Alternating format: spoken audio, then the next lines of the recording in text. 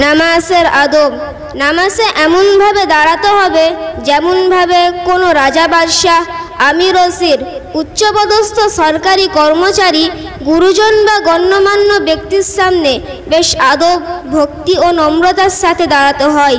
অবহেলার সঙ্গে বা অহংকারীর মতন দাঁড়ানো উচিত নয়। যেমন কেউ কেউ এক পায়ে ভর দিয়ে দাঁড়ান বা পা দুটির মাঝখানে অনেকখানি ব্যবধান রেখে বুক ফুলিয়ে দাঁড়ান, এসব ঠিক নয়।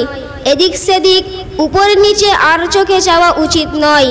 অবশ্যই কোনো বিশেষ কারণে আর চোখে চাওয়া জায়েজ আছে।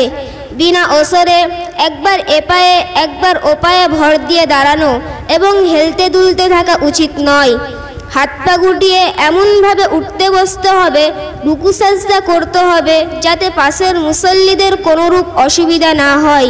জামাত পাওয়ার জন্য দৌড়ানো নিষেধ, তবে তাড়াতাড়ি করা দরকার। কোনো কোনো লোক এমন আছেন যে জামাত হয়ে যাওয়ার পর একাকী নামাজ পড়ার সময় সূরা কিরাত জোরে জোরে পড়েন, অথচ পাশের মুসল্লিগণ যারা সুন্নত নফল পড়তে থাকেন তাদের খুবই অসুবিধা হয়। এরূপ করা আদৌ সমীচীন নয়।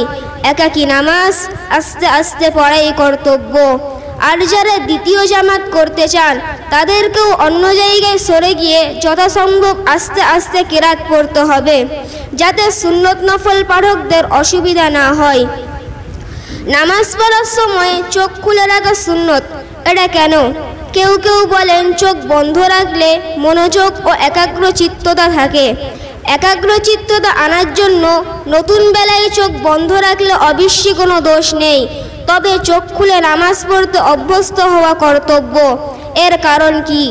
এর একটা আধ্যাত্মিক কারণ হলো যে নামাজের বাইরে সবসময় মানুষ যাতে আল্লাহকে স্মরণ করতে পারে, আল্লাহর হাসির নাসির বা তার সর্বত্র বিরাজমানতার অনুভূতি পয়দা করতে পারে, তার জন্য নামাজে চোখ খুলে রাখার বিধান।